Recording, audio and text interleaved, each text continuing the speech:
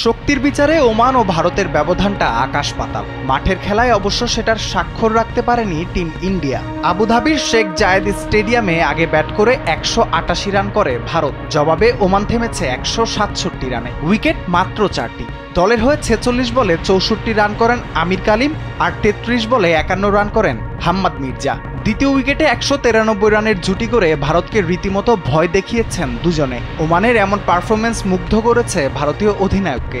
সব মিলিয়ে র্যাঙ্কিংয়ে ২০ নম্বরে থাকা দলটির ব্যাটিংয়ের প্রশংসা করতে ভুলেননি সূর্যকুমার। এখন যে কোনো ব্র্যান্ডের পুরাতন এসি বদলে নতুন ওয়ালটন এসিতে উপভোগ করুন ২৫% ছাড়।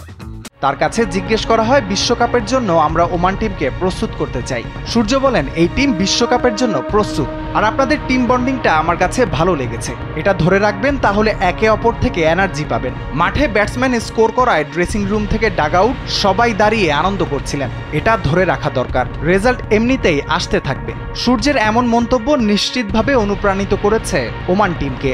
ভারতের বিপক্ষে এমন লড়াই করা এই টিমটা একটা সময় হয়ে উঠতে পারে আরও শক্তিশালী, আরও ভয়ঙ্কর।